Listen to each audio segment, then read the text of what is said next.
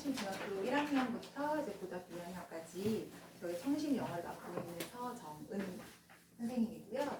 저 이제 고등학교 중학교는 다 이미 이제 청년에서 보내셨으니까 저희가 이제 중학교 1학년 때는 별로 수행 중심으로 이제 가다가 중학교 2학년 때 이제 문법 조금, 그다음에 철학의 이해나 이제 그런 식으로 디스커션 수업하다가 중학교 2학년 저 2학기 하반기부터가 좀 문법이 어려워졌을 거예요, 우리가. 그래서 그때 영어 되게 편하게 공부하다가 사실은 2학년 중하반기에 넘어가서부터 문법에 대한 좀 어려움이 있었고요. 중학교 3학년으로 넘어가서는 인사이드 리딩 나오고 이런 것들이 중학교 저희 3학년 1학기 때부터 조금 한번 어려웠었고 저희 2학기 시험은 사실은 어렵지 않게 좀 나왔었긴 했고요.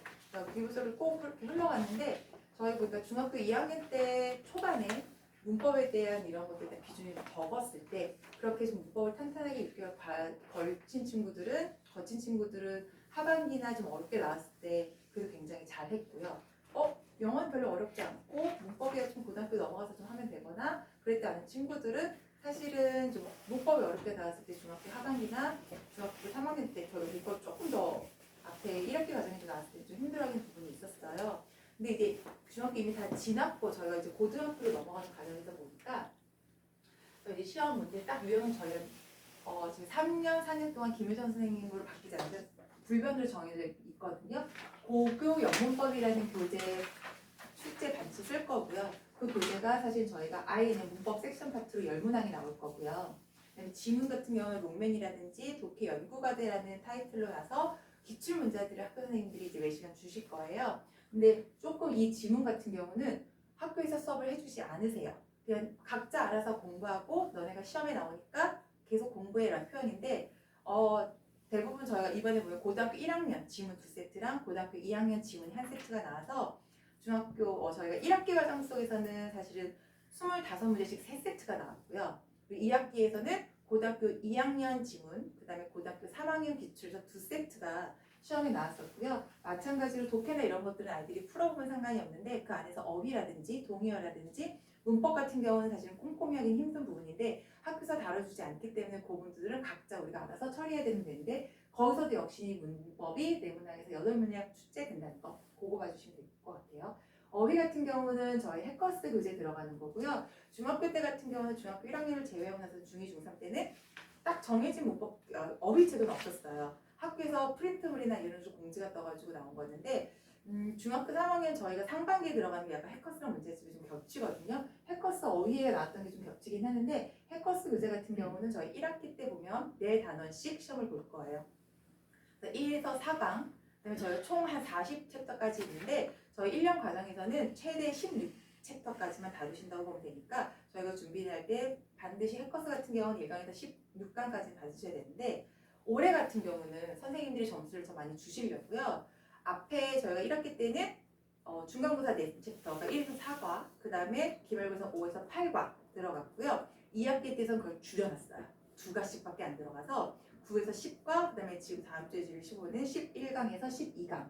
오늘 해커스 교재 들어가고 여기서 시험 문제 나오는 거는 수행이랑도 같이 겹쳐요. 수행이 저희가 한 달에 한 번씩 볼 건데 마찬가지로 수행은 마찬가지 다 블랭크 처리돼가지고 우리 이날 1강에서 4강까지 시험 볼 거야 준비해와 라고 하면 블랭크 처리해서 문장 넣는 것들 그런 식으로 수행에서 한번 저희가 점검을 할 거고요. 근데 어휘로. 어휘로. 그리고 그 수행으로 들어갔던 게 저희가 중간이나 기말고사에 다시 범위로 들어가는 거고요. 그게 8에서 10문항인데 저희 중간 기말고사 실전에서는요. 동의어, 반의어, 유의어 식으로 다 나올 거예요. 마찬가지로 지문이라든지 아니면 롱맨에서 나오는 어휘 지문들 이거 같은 경우는 저희가 기본 베이스 쌓아야겠죠. 3문항에서 6문항 출제되고요. 독해 같은 경우는 롱맨에서 나오고 수능 7급에서 10문항이라는 건 좀 전에 말씀드린 것처럼 독해 연구과제, 독해 과제라고 나오는 명목 하에 아이들한테 배포되는 것 각자 공부하고 각자 풀어내는 문제 이렇게 형식으로 해서 저희가 총 3섹션으로 문법, 어휘, 독해인 거고요. 이걸 아이들한테 시험을 볼 때도 모의 테스트를 저희 1학, 2학기 때 한번 봐요.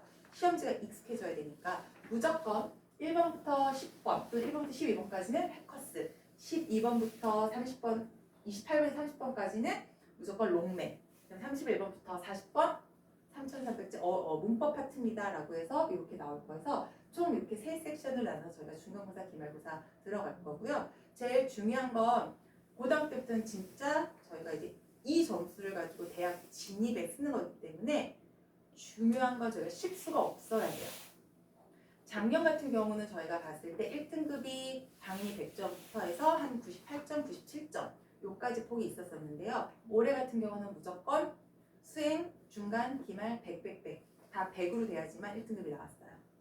그만큼 실수가 있으면 실력과 상관없이 무조건 1등급은 나락으로 떨어지는 거기 때문에 아이들이 굉장히 많은 문제를 풀어보고 시간 내에 풀어보고 지문이 익숙해져야 되는 부분들이 있어야 될 것들을 봐주시면 될 것 같아요. 선생님 제가 네.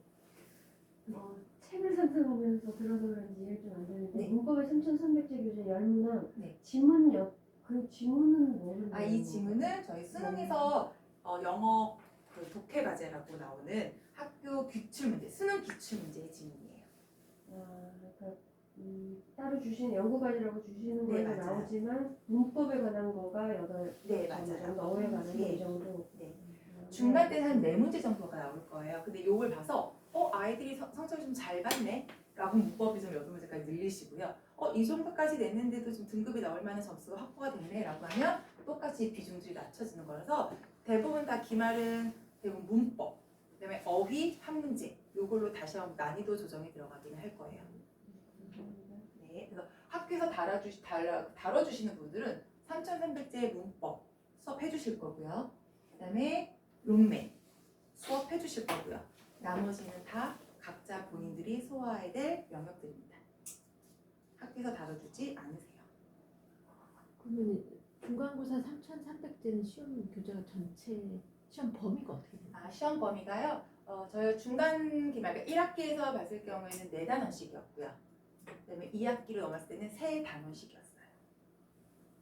그러니까 쉽게 말하면 1학기 중간고사 때는 1단에서 4단원, 그다음에 기말고는 5단에서 8단원, 2학기로 들어갔을 때는 모든 전 범위들이 좀 줄어들어서 9단에서 11단원, 그다음에 12단에서 15단원 그런 식으로 해서 조정이 들어가서 올해 같은 경우는 유독 2학기 때는 범위가 좀 좁았는데 좁은 대신에 외워서 풀어내야 되는 문제들이 굉장히 많았어요. 그만큼 굉장히 촘촘히 냈고요. 그다음에 이건 좀 오픈 얘기인데 저희 롱맨 지문에서 그 작가가 흥행한 영화의 연도를 지문을 주지 않고 찾아내는 문제가 100가지 문제로 있었어요.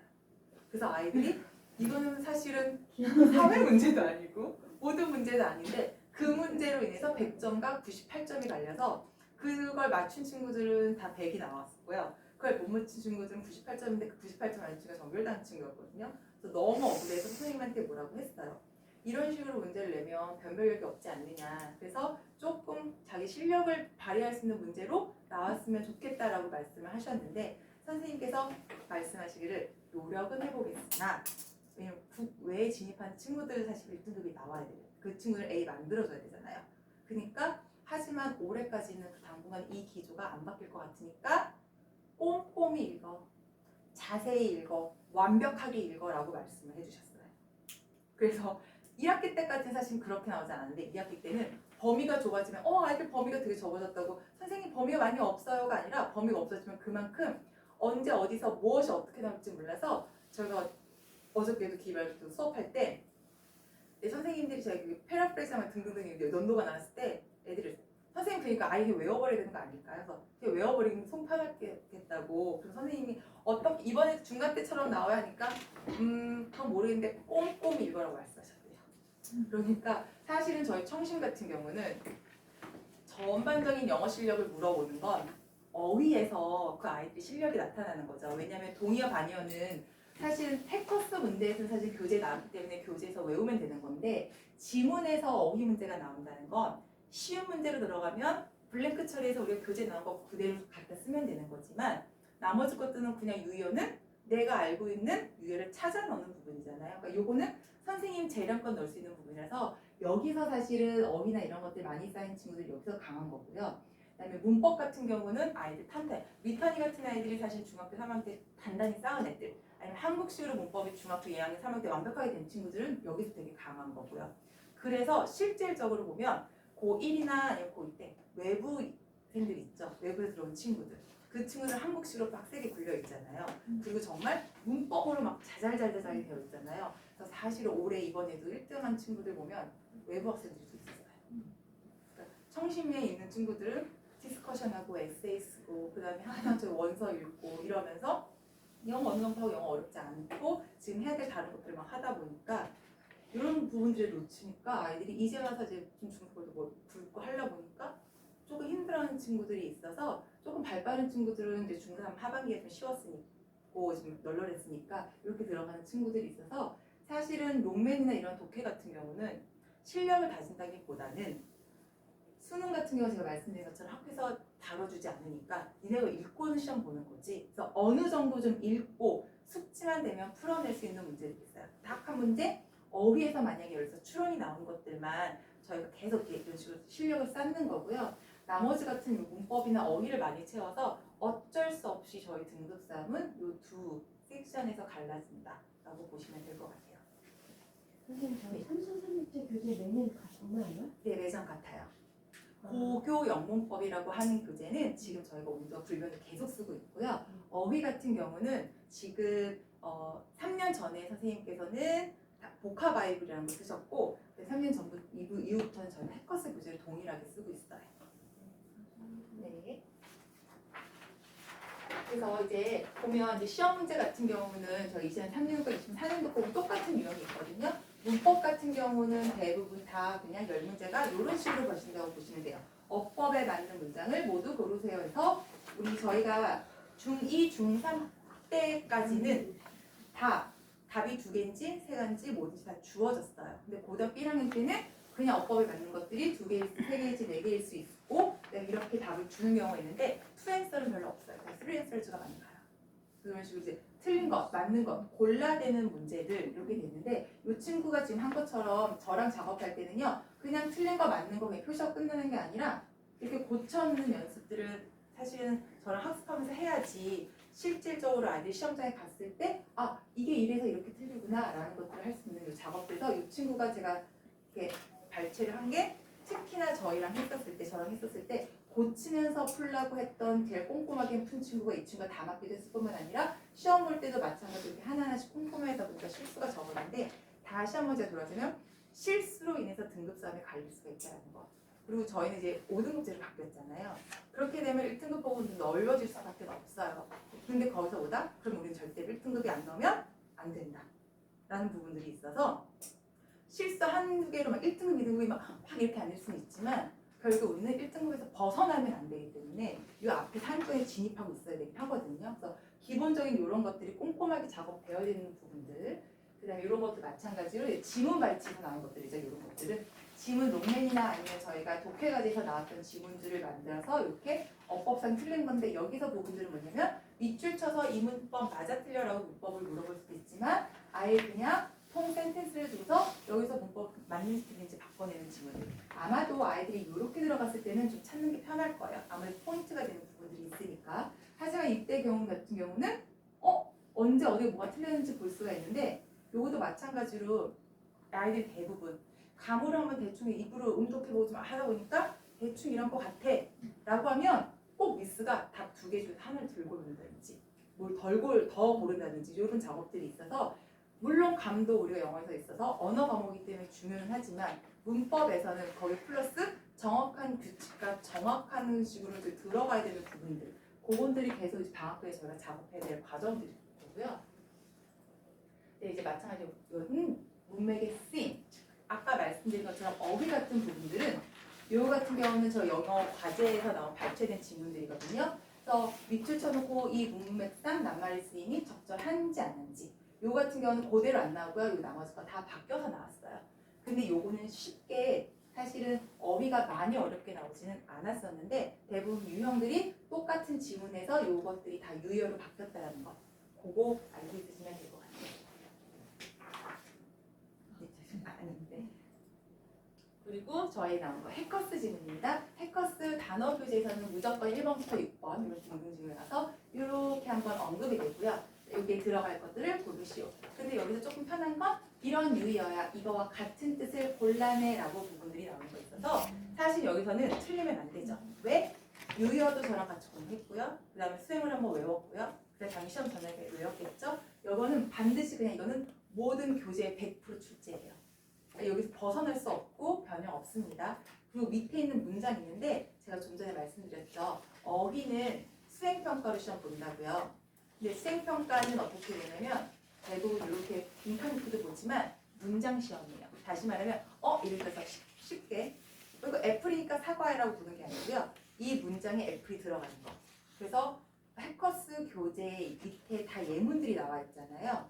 그 예문들을 공부하셔야 돼요. 그 예문들을 뚫어놓고 이 예문에 이 단어가 들어가는 걸 아셔야 돼요. 예문이 변형되진 않아요. 이 예문이 그대로 출제됩니다. 그러니까 지금 보이시는 1번, 3번, 1번, 2번, 3번 있죠? 해커스 예문에 다 나와 있는 지문들이에요. 그러니까 나 단어 외웠어. 이건 이거고 이건 이거야. 뜻과 한글을 외우라는 게 아니고요. 뜻과 영역 뜻을 외우는 것이 아니고요. 이 단어가 이 센텐스에서 이렇게 쓰이는구나 라고 알고 있어야 되고 이것들이 대부분 수행에서도 같이 연결이 되는 부분들이고요.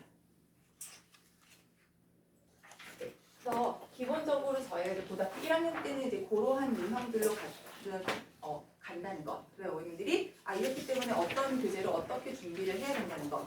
그 정도 파악하시면 될 것 같고요. 저희가 대부분 고등학교 1학년은 특히나 점수가 나와 있는 체들 친구들 때문에 반드시 방학에는 무조건 문법과 어휘가 완성되어야 돼요. 그걸로 공동 판가름 나기 때문에 문법은 크게 봤을 때 결국에는 21문항, 어휘 12문항입니다. 저희가 총 40문항이라고 했죠.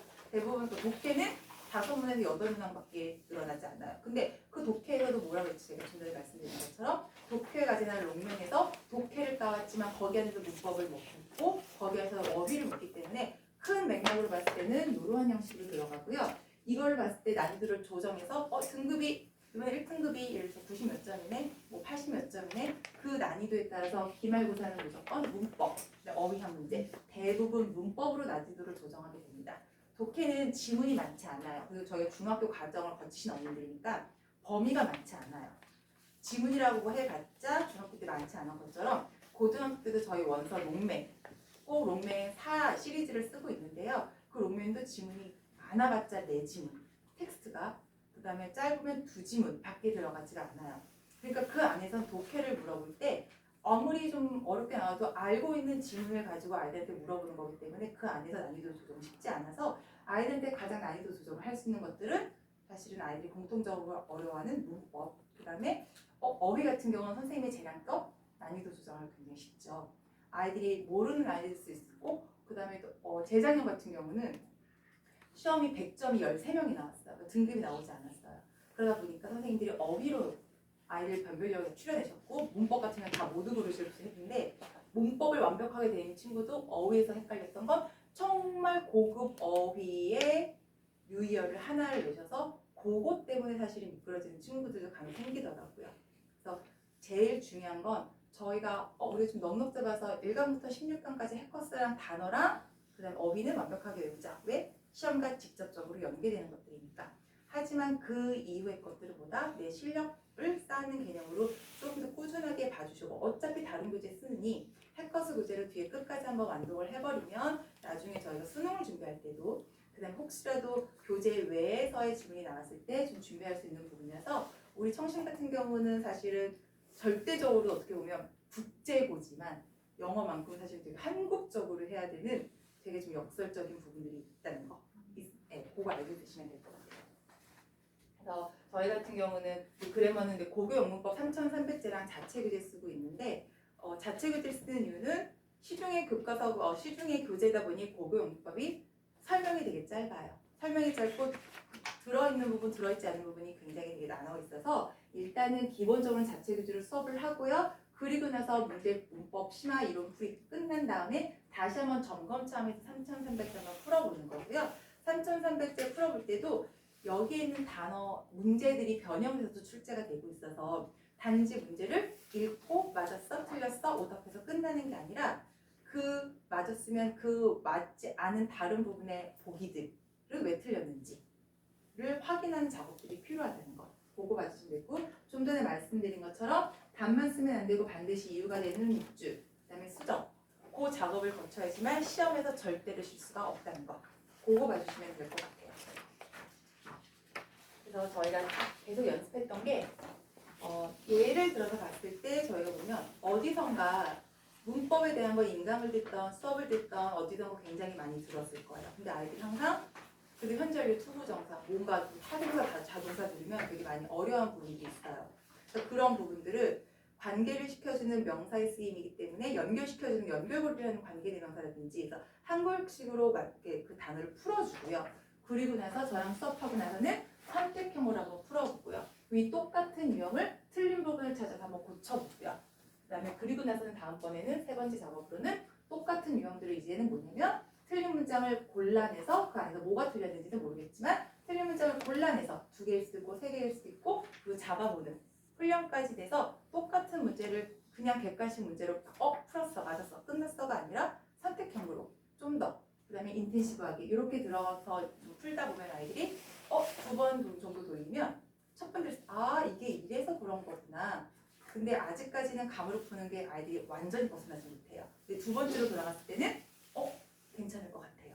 물론 중3 친구들이 봤을 때는 이번 시험 되게 쉬웠잖아요. 당연히들 다 맞고 다 못긴 했는데 문법이 되게 불안해서 막 B가 나오면 B가 당연히 나오진 않겠지만 어떡하냐 그 불안했던 친구들도 문법이 다 너무 보인대요 이제. 그러니까 문법을 하긴 했지만 정확하게 자기들이 부족한 걸 긁어주는 거. 그러니까 다들 알고는 있어요. 근데 여기저기서 정리가 안 될 뿐이라서 청신 친구들은 그걸 한국식으로만 좀 정리를 해주고 문제 푸는 그 연결고리만 잡아주면 그러면 되는 부분에서 과거가 보였으니까 대과거 써야지. for 같은 게 보였을 때 반드시 현재를 써야 돼. 그 연결고리를 불러주면 되는데 항상 시험 문제는 저희는 항상 수업을 할 때 현재는 이런 것들이야. 니네 다 알았지? 자 이제 문제 풀어보자. 딱 넘어가면 아이들이 내가 가지고 있는 지식을 어떤 것들을 꺼내서 이 문제에 적용하는지 잘 모를 수가 있거든요. 그래서 그런 작업들을 제가 지금 신경 써서 수업할 거라는 거 같고 그 부분들 말씀드릴 것 같아요. 그다음에 백지시험 같은 경우는 아이들이 그냥 아는데 이 작업을 거쳐야지만 감으로 푸는 연습들이 조금 중요해요. 그러니까 정확하게 저희가 수학 같은 경우도 정확하게 공식을 외우고 그 공식 갖다 적용하는 것처럼 문법 같은 경우도 이런 것들이야 라고 해서 한국적으로 이런 식으로 하면 정리가 돼서 문제를 풀면 쏙쏙 뽑아 놓을 수가 있는데 알았어. 근데 이제 대부분 요즘 애들은 또 필기에도 자꾸 필기 안 하고 탭으로 찍으면 안 되는 거거든요. 찍었어. 밑줄 쳐. 다 안 것 같아. 그리고 나서는 문제 풀다 모르면 다시 탭을 보면서 그러면 사실은 시험장에 갔을 때는 이 탭이 없거나 뭐가 없으면 언제 뭘 꺼냈어야 될지 몰라서 정확하게 머릿속에 들어갔는지 그리고 그런 걸 정리가 되어 있는지 수없이 반복 과정을 통하고 그리고 나서 문제를 통해서 꺼내놓는 그런 과정들이 사실 우리 친구들이 가장 필요한 것 같고요. 그래서 나머지 같은 경우는 이거는 이제 기본적인 독해 연결 과정인 거죠. 저희가 이제 수능 영어는 사실 4년 전부터는 이제 간접 연계 100%로 바뀌면서 저희는 이제 수시로 가는 게 목표기도 하고 그렇기도 하지만 그래도 제가 지금 전에 말씀드린 것처럼 영어 과제라고 나오는 과목들은 다 교재 프린트 나오는 핸드아웃은 다 수능 기출 문제이기 때문에 그런 것들에 대한 것들을 스스로 공부할 수 있고 학교 수업 외적인 학원 수업을 쫓아가려면 결국엔 수능 문제가 고등학교 2학년, 고3 쉬운 지문들은 저희가 풀어낼 수 있는 능력들이 갖춰져 있어야지만 사실 고1 때 수업이 수월할 수 있어서요. 근데 2018년부터는 사실 1등급 비율이 되게 높았어요. 그래서 영어는 사실은 저희는 많이 상대적으로 밀려 있었죠. 그래서 수학이 제일 중요하고 탐구가 중요하고 국어가 중요한 거예요. 그래서 제가 영어 선생님이지만 저도 너네 먼저 일단 수학을 해놓고 그러고서 영어가 같이 따라와야 돼라고 했었거든요. 그런데 저희가 이렇게 보이는 것처럼 재작년에 조금 어려워져서 이때만 너무 어려워 이제 해야 돼 의대 갈 친구들 엄마는 갑자기 몸이 달았었어요. 근데 작년 같은 경우는 갑자기 영어뿐만 아니라 모든 과목 킬러 문항이 없어지면서 오히려 더 영어가 어려워졌죠. 그래서 영어가 어려워져가지고 난리가 났었는데 그래서 막 이렇게 나왔다가 저희가 올해 9월 모의고사에는 1%대까지 떨어졌었어요. 1.6%였어요. 그래서 대부분 현역 애들과 의대 준비한 아이들이 다 멘붕이 왔던 거예요.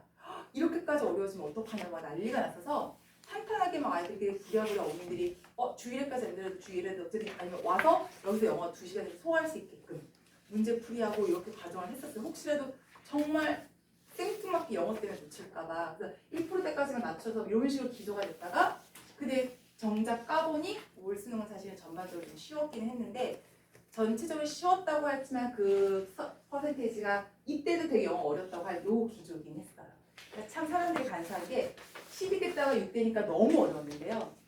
3, 4 됐다가 다시 7%가 되니까 영어 할만했어가 되긴 하거든요. 근데 기본적으로 영어가 쉬워지진 않을 것 같아요. 영어가 쉬워지지 않는다는 건 뭐 2, 3%대까지 막 엄청 어려워지진 않겠지만 사실은 요걸 바라보고 7%, 4에서 7%까지 어느 정도 좀 맞추려면 기본적으로 지금 중3 때부터 고2 때까지는 그리고 저희 고2 때는 아마 저 청심에서 고3이 쓰는 EBS 교재를 다 쓰거든요. 그래서 그럴 때 많이 준비를 해놔서 그런 수능 준비가 완벽하게 되어 있어야 되고 나는 이제 국외로 갈 준비가 되고 혹시 그런 준비도 있습니다 하는 친구들 역시도 고1 때는 저희 내신을 봐야 되잖아요. 다 같이.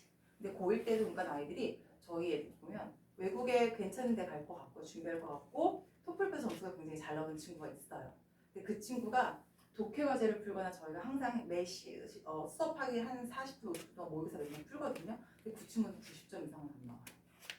이게 굉장히 그러니까 아이들이 전체적인 맥락은 되게 잡는 건 되게 잘하는데 수능에서 안에 메인 센텐스 잡고 빈칸 잡고 순서 잡는 건 굉장히 취약하더라고요. 그래서 내가 난 맨날 토플을 공부했었고 토플을 해야 될 거니까 수능은 조금 그래도 옆으로 비켜두자는 친구들이 오히려 내신을 할 때 되게 막 허덕허덕 진행이 돼서 되게 힘든 친구들이 있었는데 그런 친구들은 더욱이 학기 중에는 토론이라든지 이런 대회 참석들이 많아서 되게 많이 버거워서 막판에 막 과제는 이렇게 써야 하는데 되게 불안해서 막판까지 그 친구들은 막 그 시험 전주까지 와서 공부를 하고 이랬었거든요. 그래서 그런 부분에서 수능 것까지는 라고 말씀하시지만 그래도 저희가 대비를 할 때는 지금 중3 겨울부터 고1 뒤에 내년 1 한 겨울방학 때까지는 그래도 어느 정도의 수능 영어들이 좀 어느 정도 되어 있어야지 우리가 선택할 수 있는 부분들이 많을 것 같다는 거 보고 알고 있으시면 될 것 같아요.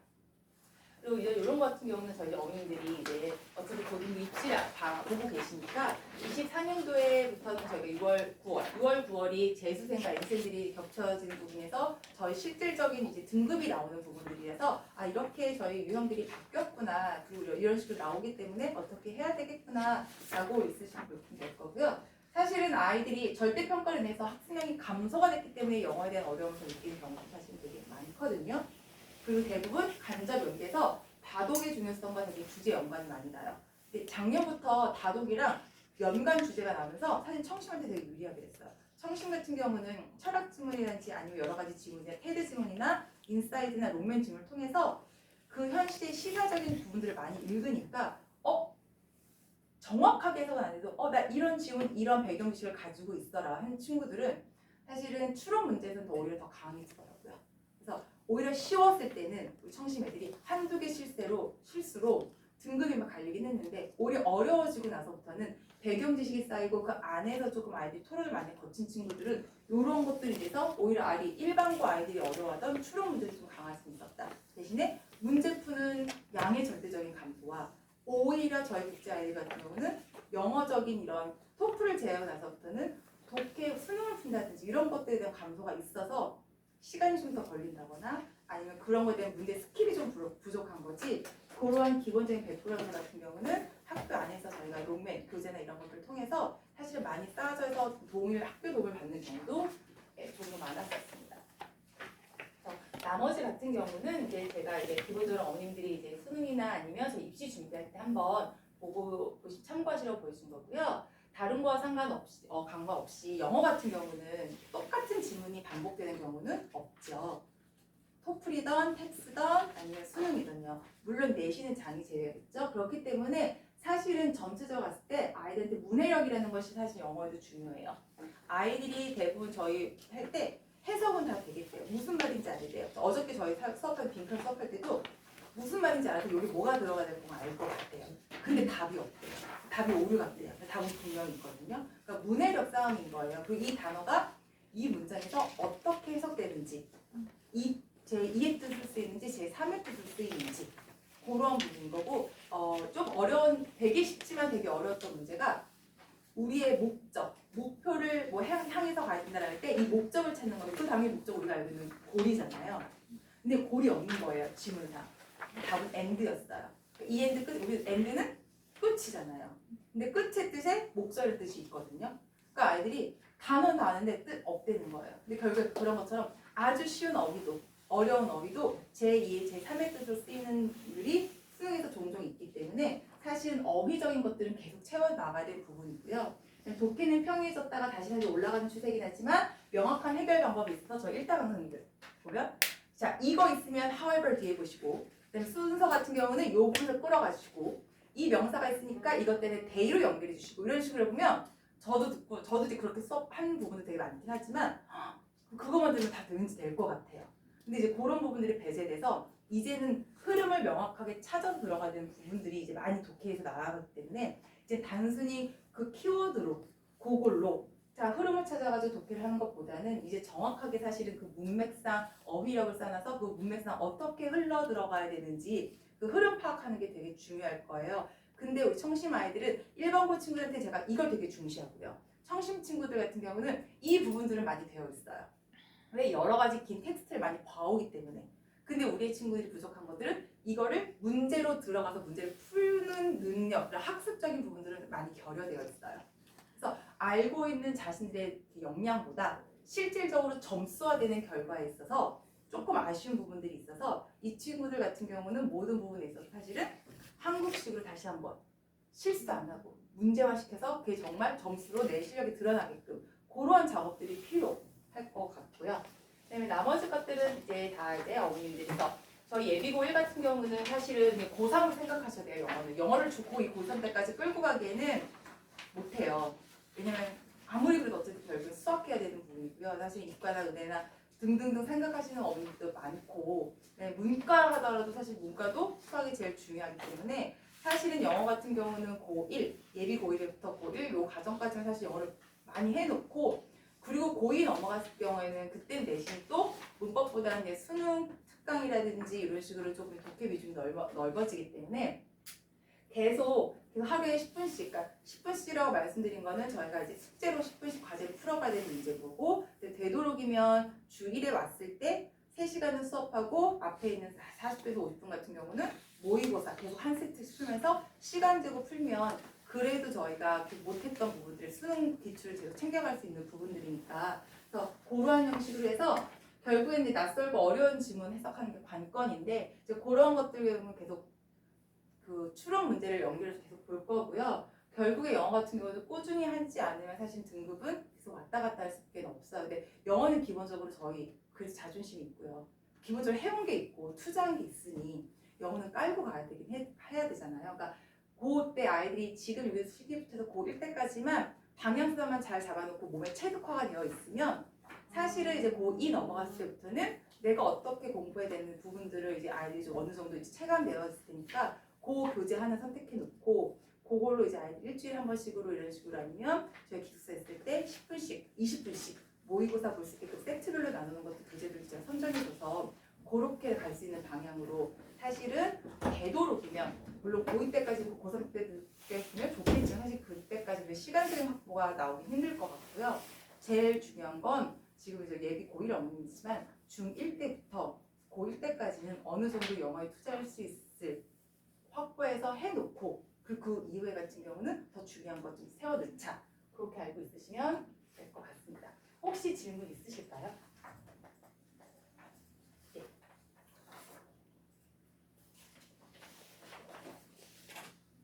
혹시 이제 보캐블 다른 것들도 제가 넘어갈 거고요. 보캐블러리 같은 경우도요. 저희 지금 해커스라고 말씀드렸잖아요. 당연히 동의한 암기 당연히 해야 되는 거 마찬가지고요. 제가 문장으로 다시 한번 외우라고 말씀드렸던 거는 그 안에서 문법이나 시제까지 다 맞추셔야 돼요.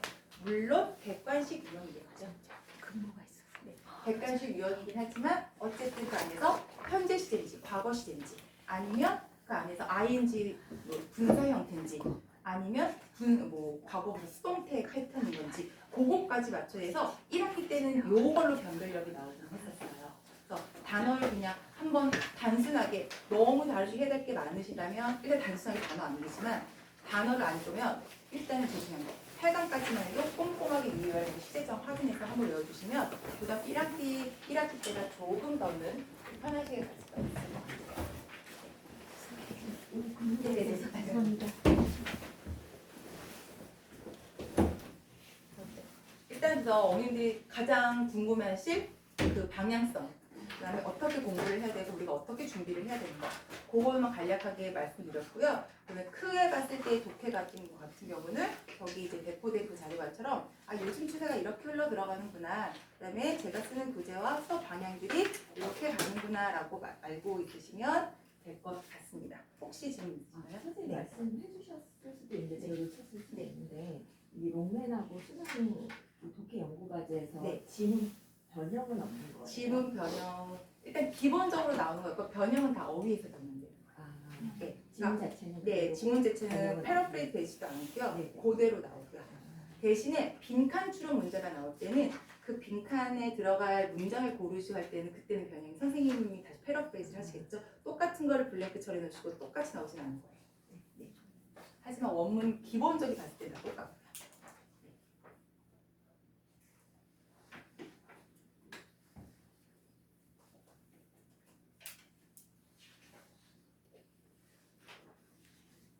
그러면 저는 요걸로 마치시고요. 긴 시간 동안 어른들 들어주시고 수고 많으셨습니다. 감사합니다. 감사합니다.